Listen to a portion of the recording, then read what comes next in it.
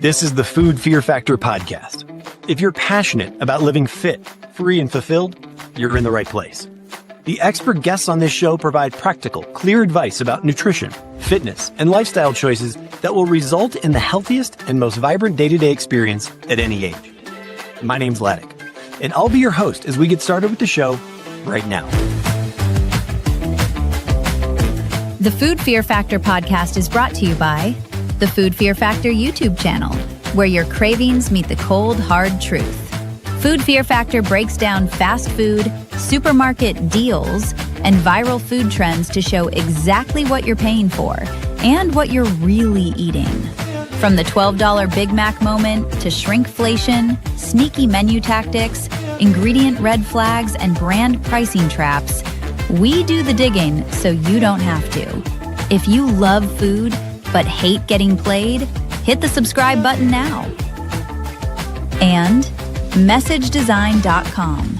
Learn how to grow your business on autopilot and simplify everything you do in one platform.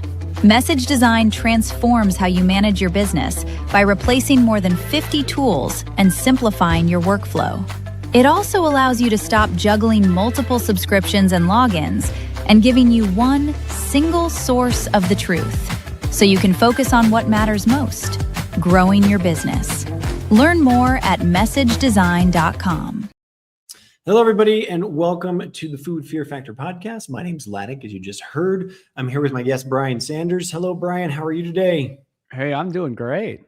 Nice. For everybody who doesn't know, what part of the world do you sit in? Hey, Austin, Texas. Oh, the great Austin, Texas. I think I asked you this in our, the first time we talked in our pre-interview. Does Matt McConaughey still have his trailer in the middle of Austin? I mean, is that a thing? I hear he buzzes about, and I'm trying to get a hold of him actually for my series. So let me know if you see him. Anyone? Nice. Hey, Matt, if you're out there, we've got a thing for you, right?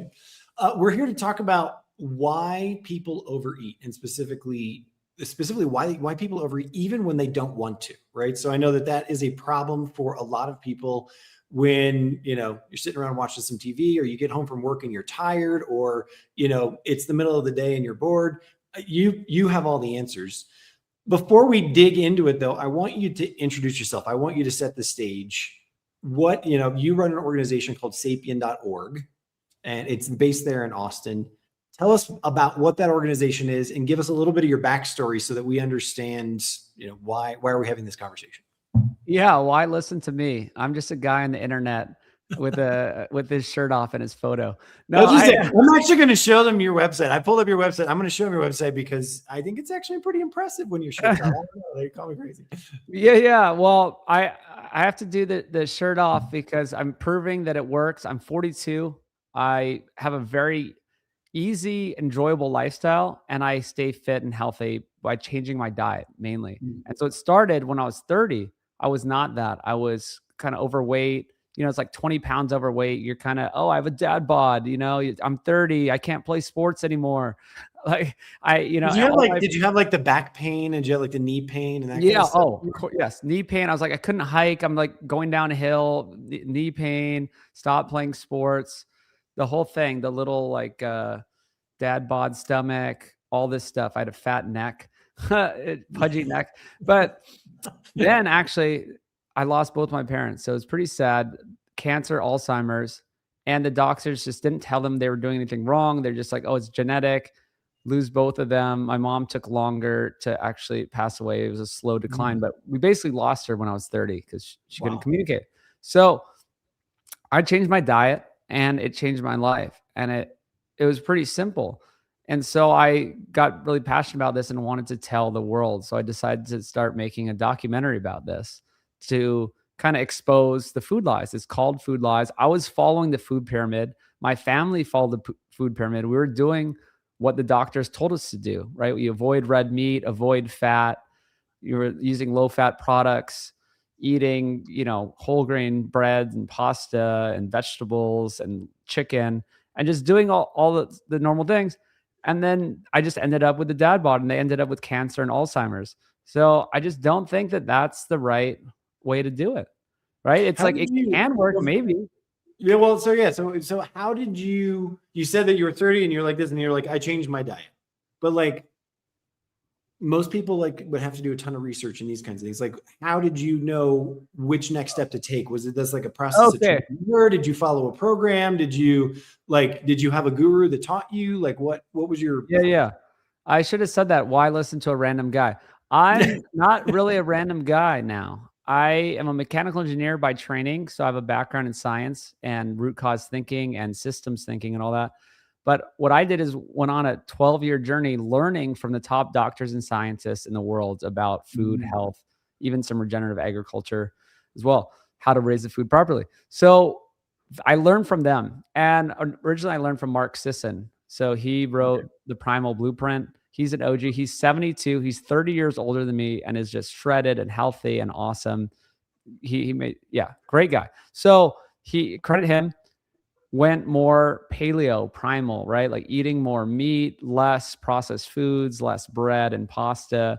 So kind of the opposite of the food pyramid, you might say. But there's some overlaps. Of course, the whole food thing is good, right? So you keep the whole food message, but you kind of reverse a lot of the other stuff that the government guidelines say. And yeah, that's the path. After that, read over 100 books on nutrition and diet, went to dozens and dozens of conferences, podcasts, papers, read papers. All I do is interface with the nutrition community 7 days a week. And that's what I've been doing for 12 years. I love it. When did you first so you made this decision, I guess my first question is, was it an aha moment that you never looked back from? Like, you're like, oh, I'm changing this, screw it, it's done.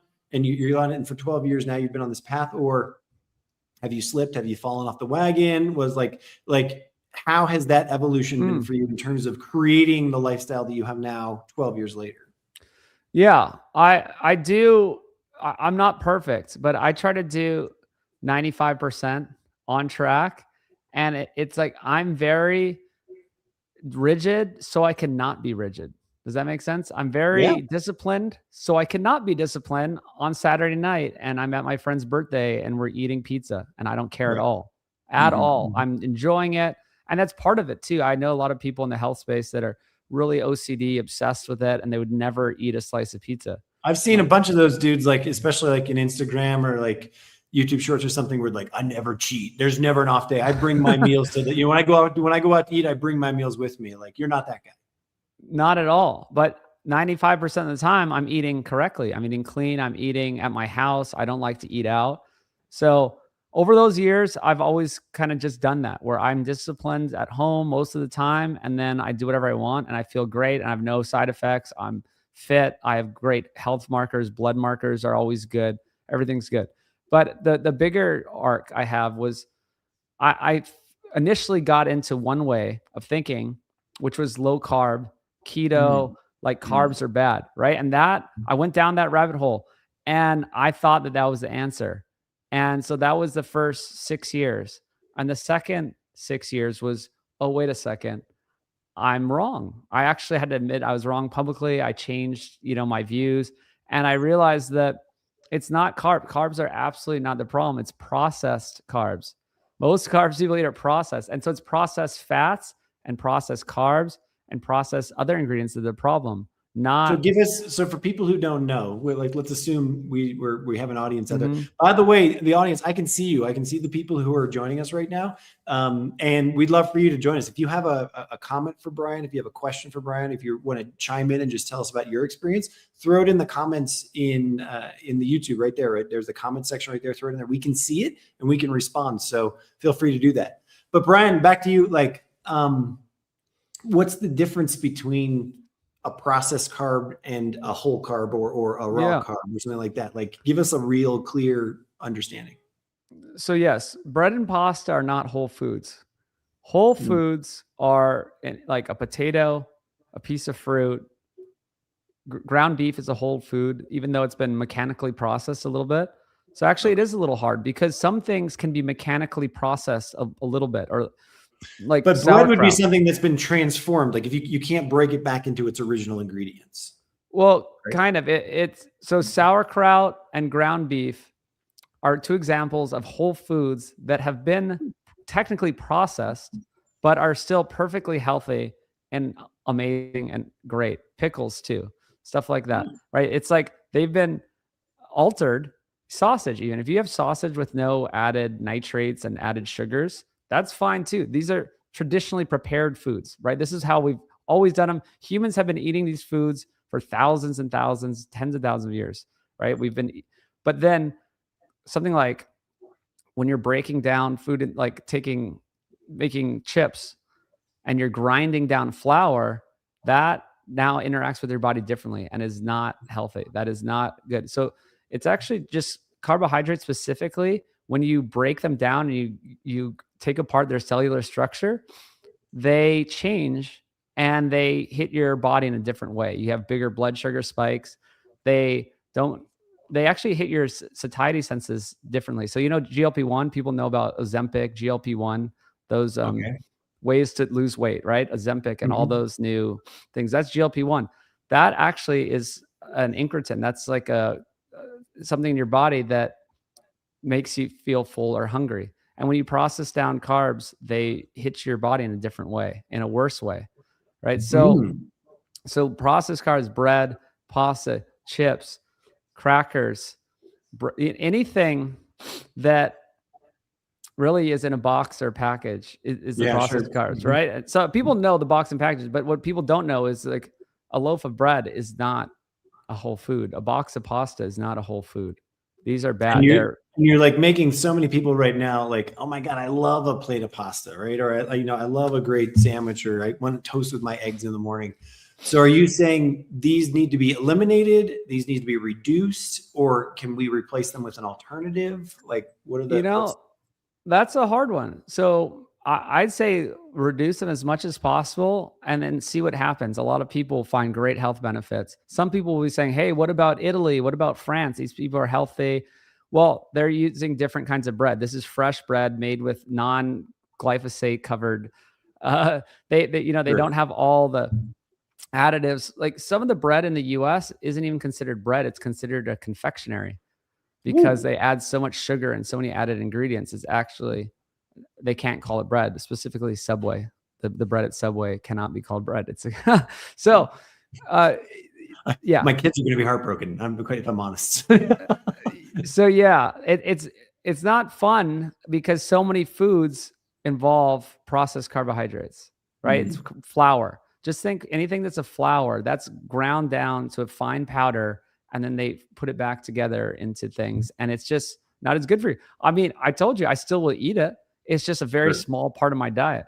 Now I'm eating potatoes, even rice. Rice is okay because rice still is pretty much a whole food, right? It still has water in it. It still has a structure in it.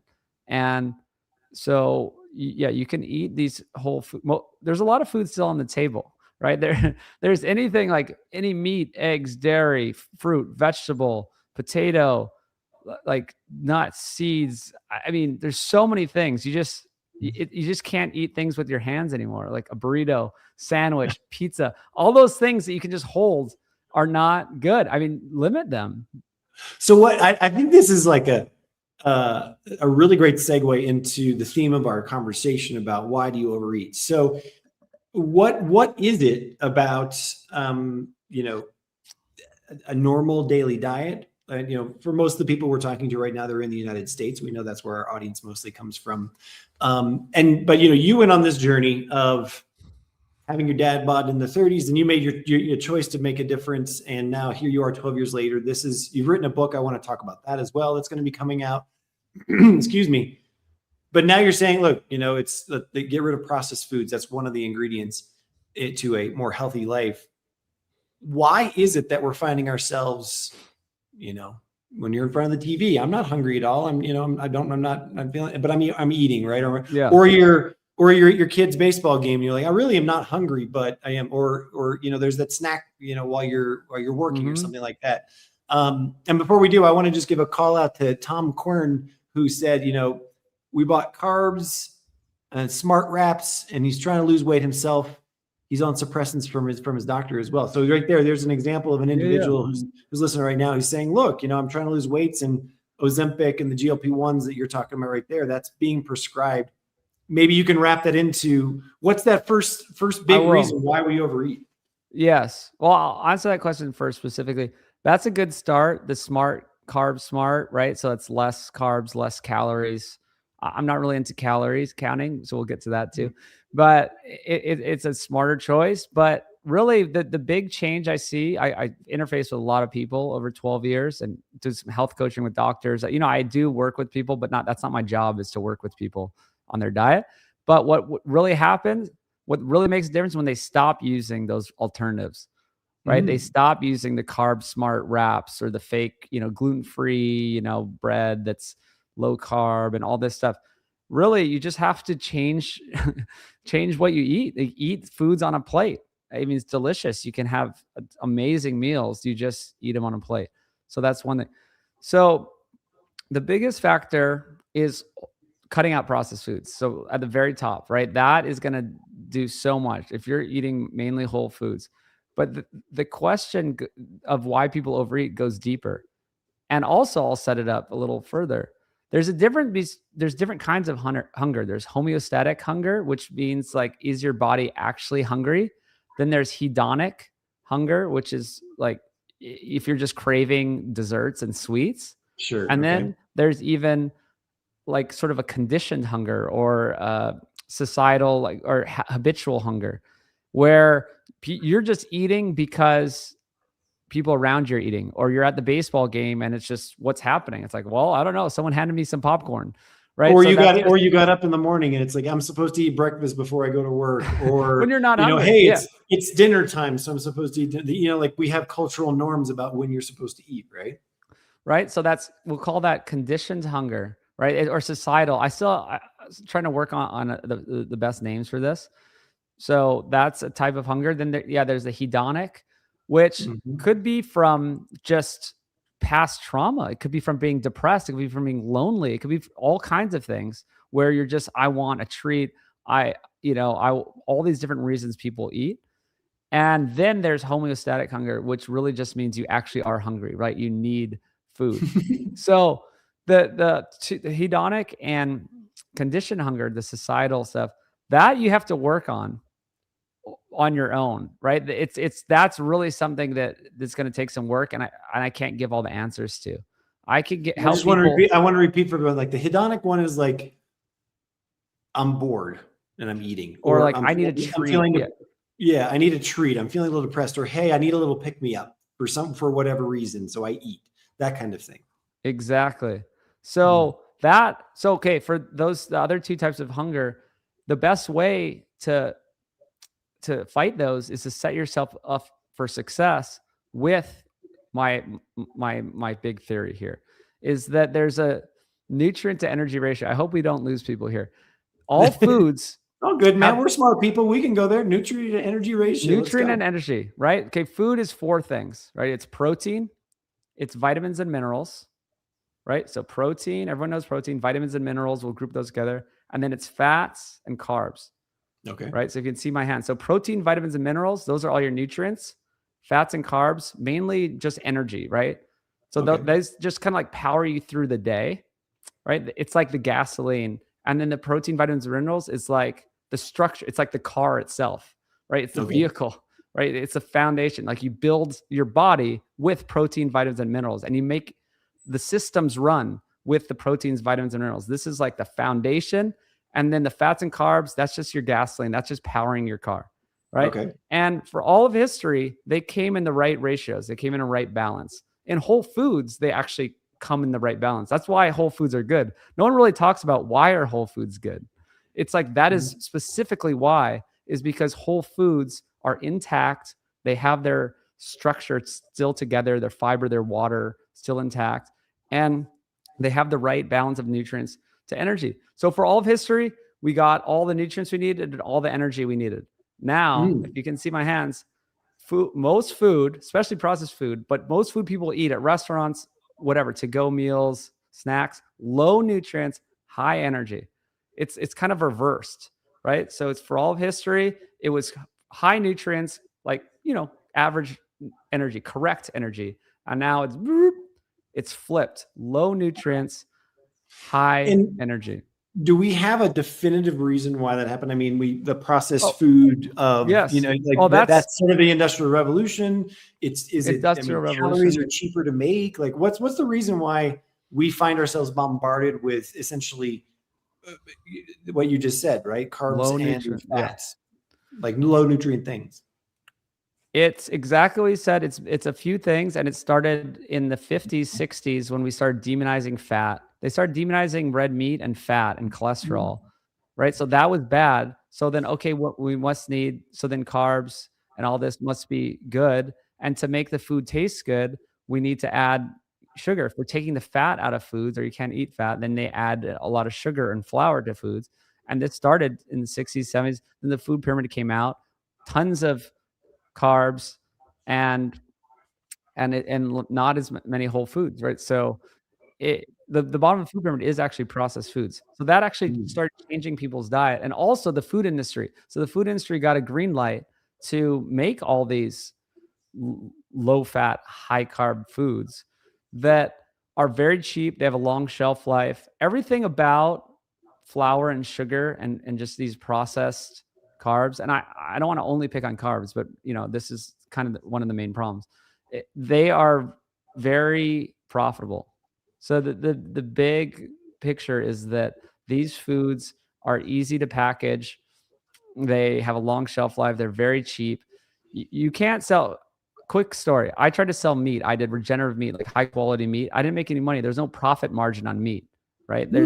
No one makes money on a chicken breast, right? Chicken breast is like, or chicken thighs. It's like $1.99 at the store per pound. Right. No one's making money on that, $1.99. But you get a box of cereal. Okay, that's about 10 cents worth of cereal, and they sell it for $5.99. Right? Huge profit margin. So any whole food, there's no profit margin. It spoils. It's heavy. It's hard to ship. All these things, right? No profit margin. All the processed foods, huge profit margin, long shelf life.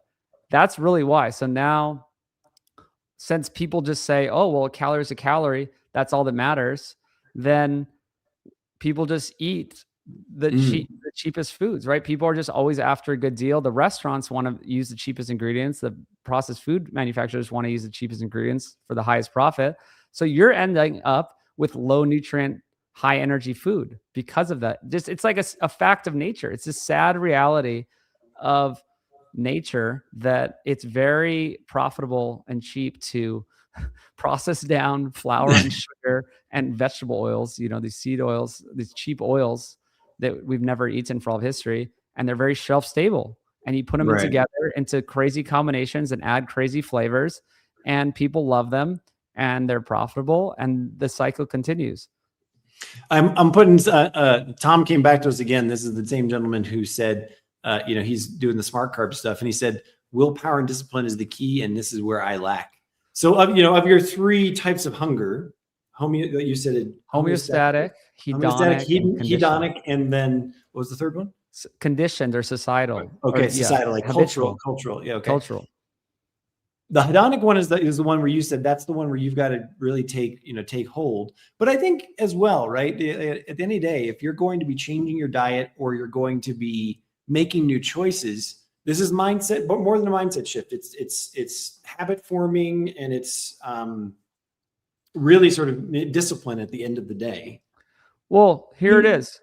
So I don't have more discipline than anyone else. I don't think so. I actually don't feel like I have a lot of willpower or discipline. I love to eat pizza on the weekends. I love, I like to get away with things. I work out for the minimal possible. I do these 2 30-minute sessions in the gym. That's it per week. I mean, I play sports. It's fun. I sprint, but I do the minimal, right? Like I am the guy that does the minimal too and doesn't have great willpower. But the secret, I know the secrets. I know what to eat, and that sets you up for success. So that's what I was saying earlier, is that the best way to do these things, to deal with the hedonic and the habitual hunger, is to set yourself up for success so you don't have to rely on willpower. So that means eating high protein, high nutrient foods, which is meat and eggs and fish and stuff like that, and other whole foods, but mainly meat, eggs, and fish. These are the things that people think they should reduce, All these documentaries on Netflix. That's why I'm making my documentary, is because they're like these vegan documentaries that are like, oh, we have to go plant-based. Like this message of plant-based. Everyone should be plant-based. It's not true. Plants are fine. And I fill up my diet with, the plant-based foods after I get the foundation of meat and eggs and dairy and seafood. Right? So, okay, if you eat these foods, then you're full. So I am not tempted if I'm eating a real meal. Also, you're not supposed to eat.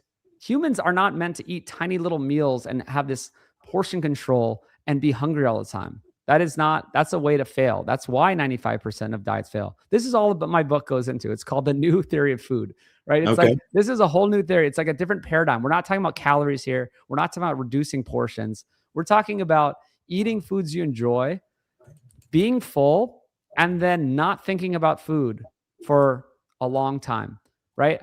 I love to eat, say, a dessert, right? I would love to eat a dessert. But if I eat a real meal, I'm eating like some hamburger patties. I don't have the bun, right? I'm getting hamburger patties with cheese. I have like a sausage. I make some bone broth rice, or I have some potatoes. I have sauerkraut. I have pickles. I said cheese on it. I have this big, delicious meal. I can't eat for like 6 to 8 hours. I'm not hungry. I don't think about food. And then if someone is like, hey, I have this dessert, I'm like, not too interested. Right? That's what I'm saying. Set yourself up for success. The other paradigm is eat this tiny salad, low-fat dressing, have a little bit of lean chicken breast, right? Then you're starving. So you may pull it off for a couple days or just for lunch. And then all of a sudden, or maybe do it for dinner too. And then it's 9:30 and you're into the ice cream, right? You're like, I'm starving, right? If you eat solid meals of real nutrition, seafood, eggs, meat, you are full. Plus, of course, sides of plant-based foods. You are full. That is how you set yourself up for success. You're not hungry all the time. So I want to take a moment here. Again, we have quite a few people who are joining us as we talk right now. If you're watching us live on YouTube right now, I really encourage you, go over to that comment section. What is your, biggest challenge when you've shown up here because you saw why you overeat? And so maybe this is a challenge for you. What do you feel your biggest challenges are? Is it the affordability of food, of whole foods and those kinds of things? Is it just a lack of discipline? Is it not knowing what to eat? Is it, you just have those cravings and you can't get over it? Or is it, this just isn't just isn't how we live? Put it in the comments there, because we'd love to see what your comments are and, respond to them as well. Here's one but again, Tom's still with us and I want to put this up here. He just threw this comment up here. He says, my wife does not buy me sugar from the stores when she shops, and I have to cut out the salt too. So talk to me about, as you were going through, like, what are some strategies to not overeat, but also eat healthy? It really starts with, what are you bringing home and what do you have available to you? I know that, when I married my wife 20 some odd years ago, that was one of the greatest decisions in my life, because she just doesn't allow us to buy that stuff. Right. And I mean, we've never had soda pop in our house. Like our kids, that's like a huge treat still, 15 years later, like that's a huge treat for my 15-year-old to get a soda pop when we go out. Right. So like, talk to me about some of those really key strategies that you can put in place to just find yourself with whole foods at home and not overeating. Yes. So yeah, don't buy them. That's huge. And I like that the wife doesn't allow buying the sugar. But the salt is fine. So I have a problem with our view of salt. Salt is essential mineral. And it is a mineral. It's a mineral. It stays around forever, and it's definitely essential for our bodies. All right. And okay, say you have a heart attack. Anything that goes wrong, you go to the hospital, right? What the real irony is, they're going to give you a terrible meal, right? That's going to be low sodium. It's going to be low fat. It's going to be processed bread and all this. And they're going to tell you to not eat salt. But guess what they give you? An IV of sodium. Everyone gets an IV of sodium. Sodium is life. It is what you need, right? There's this cognitive dissonance. They don't understand it, right? Like they're going to catch up. They're going to catch up soon. Salt gets a bad rap because all these processed foods have a lot of salt, right? And all these processed foods, the real problem is processed sugars, processed carbs, processed oils. If you're eating all of those, that screws up your metabolism and it screws up your blood pressure, right? So it's not the salt that screwed up your blood pressure. It's the processed foods that screw up your blood pressure. So people who eat, is that what makes us feel full at the end of the day? Like if, you're eating a candy bar, you're eating a protein bar, you're eating a frozen meal, for lunch or something like that. Is that what's making us feel full, or and how would it be different if we're eating full food? Yeah. So what makes you hungry is the lack of nutrients. Okay. So that we're talking about the nutrient to energy ratio. Right. Absolutely. So really protein, vitamins, and minerals, just to reiterate for everybody, protein, vitamins, mineral on one side, fats and carbs on the other. And we want proteins, minerals, and vitamins to be much more in our diet. Exactly. And so why we're hungry is because your body is trying to get the proteins, vitamins, minerals, the food that most people eat, right? Any kind of food in packages, restaurants, all that, it's low nutrients, high energy. So that your body's like, okay, for all of history, we got food that we got the protein, vitamins, minerals that we needed. And then we stopped eating when we were full at the right time. And then we would lasted for many hours and we weren't hungry because we got the proteins and vitamin minerals we wanted. Now the food is diluted of the protein, vitamins, minerals, right? It's lower, right? These ready meals, all these things you listed are low in protein, vitamins, and minerals. So your body, you have to eat more of them to get that same amount that you need. Does that make sense? So they've done studies. There's great rodent studies. They did it in humans. They did it in a lot of different animals, actually. And it was always the same, especially with protein, is that, so I'll tell the mice story real quick. Mice need to eat, say, 20 grams of protein per day. That's not even right, but I'm just going to use that number. And so they have regular food that has 20, it has the right ratio, and it gets them the right food. They're the right weight. They have the right babies. They live the right amount of time. Then they lowered that. They gave identical rat food, and it had lower protein. And the mice had to eat more of it to get that same amount of protein. So they overate calories. They overate energy. They ate more fat and carbs, and they got fat. They got sick. They died earlier, and they had less offspring. And then they did the math, and that those mice in the second group they still got the 20 grams of protein. They just had to eat more food to get that 20 grams. Does that make sense? Because you're making up for it. Basically, like you have a protein, vitamin, and mineral allotment that your body needs in order to create cell structure, in order to grow, in order to repair, all those things. And if you're not getting enough of that in the food you're eating, you're going to try to keep eating in order to ultimately get to that balance. That is the entire theory of food. You don't have to read my book. It's done. No, there's so much more to it. But that is really, that's a core of it. That really is a core of it, is that if you get what you need, you stop eating and you're good. If you don't get what you need with the proteins, vitamins, minerals, you keep eating. So what are the chips people binge eat on? What are the chips? What are the foods that are the people have the most problems with? What are the foods that people need to get rid of? They're potato chips, crackers, candy bars, soda, anything. Everyone knows these foods, right? But they're not, and it's not because they're just hyper palatable. I mean, you've heard the hyper palatable argument where like, oh, they're food engineers, these food scientists, they're making it so delicious where you just can't stop. I'm like, yes, that's true. But also these foods have no nutrients. Chips are a good example. I could eat an entire bag of chips, right? And it's not just because they're delicious. That's part of the reason, of course. But part of the main reason, the foundational reason, is there's almost no protein and basically zero vitamins and minerals, right? Wow. Essentially no vitamins, minerals, or protein. So your body's like, okay, when are we getting the nutrition? You keep eating, you never get full. And even if you do get full, of course you can get full if you're eating tons and tons of junk food, you're hungry again too soon. You're hungry again later, right? The joke, the Chinese food, you eat the Chinese food and you're hungry 2 hours later. It's because it's empty calories. You get a whole bunch of noodles cooked in oil, a small amount of meat, right? That's just no nutrition and you're hungry again. If you notice any of these foods, meals, foods, anything where you're hungry again soon, within a couple hours, that's low nutrient food, right? Bad protein, the nutrient to energy ratio.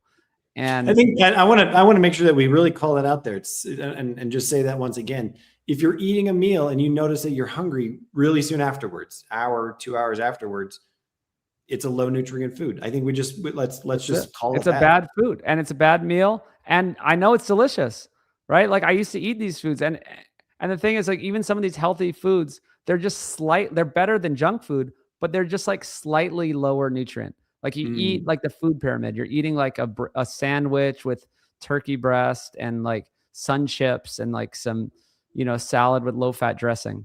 That's what I used to eat for lunch. I'm gonna say I'm not gonna lie. You're kind of making my mouth water. I love that lunch, bro. I grew up on that. It's not bad. I mean, yeah, like it tastes pretty good. Everyone says it's healthy, but little by little you overeat and you get a dad bod and you get chronic disease. If you eat, like I'm telling you, I've interviewed hundreds of doctors and scientists, 300 doctors and scientists now. I've read all these papers. I'm actually publishing 3 papers in the Journal of Metabolic Health about this. No, this is, when you zoom out, the big problem that's happening is you slowly are eating low nutrient foods with with a little bit too much energy. Even if you think it's healthy, it's not junk food, right? Everyone knows junk food, but I'm saying part of the big new theory is that you can even have these supposed healthy foods, but they're not satiating you, right? They're not giving your body what it needs. It's not giving the nutrients. So you're slowly compensating. So I used to eat those lunches and then I was hungry again at 3 p.m. Then you're eating a snack. Then you eat that dinner and you might be hungry again. Even if it's like so small, you don't notice it. That's it. That's also the thing, is your body can compensate a lot, and you don't really notice these things, but like little by little, you just end up overeating like imperceptible amounts. And over months and years, you just start gaining weight and you can't stop it. It's not about willpower, right? This is like a bigger theory, right? This is a bigger issue we're talking about. This is years we're talking about. So I want to pause you there because Tom's asking, do you have a channel on YouTube? Well, it's called Food Lies. So yeah, I want to put it up here, and I want to say you gave me your Instagram. Your Instagram is called instagram.com/food.lies. So Food Lies. Do you also have a YouTube channel as well? Yeah, it's called Food Lies as well. All right, just search for Food Lies. And I don't upload that much content, but I have a lot of content over the years, a lot of interviews, and I talk about these things. But no one doctor, no one I've interviewed has put it all together. This is after interviewing all of them. I've kind of put it all together, and I had to interview, think about all these different angles. And then I kind of realized that this is the big thing. It's not like, oh, some superfood is going to save you or some evil food like is going to kill you, right? It's not that. It really is just like this pattern of this nutrient to energy ratio, right? It's this nutrient energy balance that you have to learn about. And then you don't have to get caught up in a new diet, right? So now I don't think about, oh, I'm on paleo or I'm on keto, or, right? There's all these different diets, or you don't have to think about diets that way because I'm just on a high nutrient density diet, right? Yeah. Sorry, I didn't mean to cut you off there. I thought we had a pause. Bridge the gap for me, because I think there's going to be a lot of people who listen to this or who are watching right now, and they have also heard that having an active lifestyle, right? Like sitting is the thing that's killing you, for example, at the office, like get a standing desk or, do your 10,000 steps a day. You said you're a guy who's like, look, you work out a couple of times a week. You're probably on a sports team of some kind. So we would consider you probably fairly active, but you're ripped. And so most people are like, wait, how much activity do I have to do as well in order to create that lifestyle that it really creates healthiness, basically? Yeah. So I think it should be very approachable, and it's not insane. Some people think they have to go to the gym for an hour and a half, or like, oh, I have to jog for an hour, all this stuff. I don't think that's realistic or approachable to people. I also don't think exercise is a way to lose weight. Exercise is amazing, absolutely phenomenal for health, required for health. Some sort of movement is required for health, but you do not have to. It's not a great way to lose weight, and it's people just have the wrong ideas. I think for all of history, even up until say 20 years ago, people would just move around more, even if it wasn't exercise, before and after meals, right? Or just throughout the day. So I think it's actively harming you to just, let's just say, sitting is the new smoking, right? Right. Sitting is the new smoking. It's really that like for all of history, we moved around, even if it was just doing the dishes. Think about in the 70s, people were fit in the 70s. You've seen photos of the 70s. Everyone's like, why is everyone so fit? It's not like people still ate at restaurants, still did all these things. They were just eating more whole foods. Their nutrient energy of their diet was more appropriate. It was more balanced, right? They were eating, what was for dinner? It was the pot roast, right? They had like a pot roast and potatoes and vegetables, and you didn't snack. You didn't spoil your dinner. You ate these big, good meals of whole food mainly. And you moved around. Like you didn't even purposely exercise that much, but you were just walking, right? People weren't just sitting there on their phones and computers all day. So I think even just 10 minutes before and after meal of movement, just walking, something. People now don't even have to do dishes. They get Uber Eats and they just sit there. They don't do anything, right? So I'm not saying you have to go join a gym and do some insane exercise routine.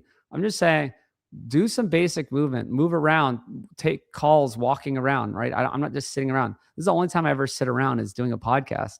Like I'm like pacing around. I'm right. Like I'm doing my little workouts for 30 minutes. I'm doing gardening and landscaping at my house. I'm doing chores. So let's dispel the myth then because again, I'm gonna take a moment right here and take us over to your website here, right? And so I'm going to take us to a question, because on your website, right, we get here, and where's Brian? He's down here. Like there's ripped Brian, right? There we go. So we think, we're taught, especially guys like you and I, we're taught, hey, this is the ideal. This is what we should be, right? But what you and I are discussing here right now is also about heart health. It's also about just sort of lifespan, right? Like and health span, that kind of thing. Is, ultimately being ripped, is that a necessity, or is it really just like, look, if you want to eat healthier and you want to have more energy and those kinds of things, what we're describing here gets you there, gets you to that sort of I'm feeling good. And then there's a next level you could go to look like this. Is that what we're trying to say? Yeah. So I don't think everyone has to be shredded or anything. But I have a theory that a lot of my doctor friends agree with, is that if you just eat real food and just do basic movement over enough time, you will arrive at something like that body composition, right? All humans really look like that. I went to Africa. I spent time with the hunter-gatherers.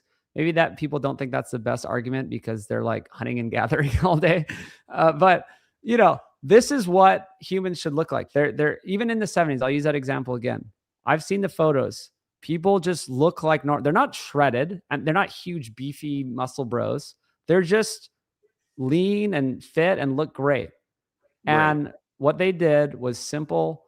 It was enjoyable. They didn't count calories. They didn't really have gym plans. I think even jogging wasn't even a thing until the 70s. It was like invented. Right? Like I remember I watched Anchorman. I think in the 80s, they're like, yogging? What is this yogging thing? Right? It was like they just started making it up in the 70s and 80s. So it's not required. If you just have to be intentional. The problem is the whole system's working against you, right? All the food around you is bad. People are sitting around. The new norm is to not move. But if you just do some of these things I'm talking about consistently, it's enjoyable. It doesn't take a lot of discipline. I don't think. And you will just end up looking like a pretty fit human. And I stand by that. I'm gonna let that be the bow that we tie our conversation with. And the thing that I'm really interested in is, I'd love to see the studies. Maybe you have them in your book or whatever, of the change in the evolution of society as we get into the 30s, 40s, 50s, 60s, and then we really see the Industrial Revolution kick in, and we start to see ultra processed foods, and we start to see the invention of the computer and the office life and, sedentary lifestyle. And then it becomes more and more of what is expected as an adult professional life, for the white collar worker, and how that ultimately then gave way to, hey, now we need to have exercise places. And so we've separated those two parts of life, right? They become two different things rather than this holistic life that the human being used to know for 10,000 years, essentially. So I love it. I mean, there's not one great study that shows all that, but yes, there's many kind of pieces of the puzzle, and it all checks out. And all this diet stuff I'm talking about, there's no one amazing study that just proves everything, but it's all pieced together if you go out looking for it. And really, Sapien, why my whole thing is called Sapien, sapien.org and all that stuff. It's my guiding light. It's my philosophy. It's really, it just is saying, go back to nature, go back to how humans should live. Right. And it's not saying anything too crazy, right? It's not some newfangled diet plan, or it's not like biohacking where you need like crazy, gadgets and gizmos and, wearables. It's just do what your human body expects. And when you do that, things just work. And the problem is, the way we live today is just not what the human body expects. It's like any animal, right? You heard about these animals in the zoo. They're not procreating, right? Yeah. They're like all these problems. That's it. They're just not living how their animal body is supposed to. They're not getting the whole meat. The lion's not getting the carcass and eating the organs and fat and eating, having and roaming around all day. And exactly. So it's so simple. Just do the simplest things. Like, I can't sell a diet plan. I can't sell much because it's so simple. It's just, hey, just do the easy stuff. Well, then here it is. Brian Sanders, thank you so much for your time today. I want everybody to, when it comes out, to go check out your new book on the screen right there. It's called The New Theory of Food. People can check you out on Instagram and here at YouTube on Food Lies.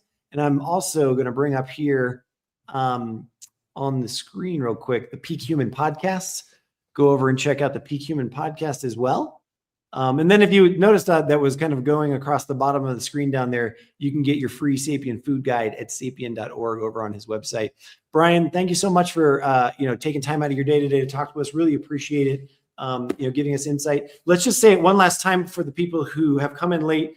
The three different types of overeating, or the three different types of hunger, are homeostatic, which is, go ahead. It's just true hunger, right? It's just you're actually hungry, like you haven't eaten for like 2 days and you're like, oh my God, I'm starving. I need protein. I need vitamins and minerals, right? Yes. So that's homeostatic hunger. You don't need to know what it's called. Just know that there's true hunger.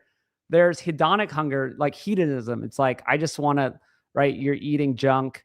I just want a treat, all that stuff. And then there's the societal hunger, which is like, everyone's eating. I guess we have to eat, or I'm at the movie. I got to get popcorn. So yeah. And the best way to attack all of those is to eat nutrient dense, real foods, right? Meat, eggs, fish, stuff like that, whole foods on the side. And all three of those will be taken care of, and you won't have to think about them. You won't have to count calories. You're good. Thank you so much for your time. Really appreciate it. Thank you.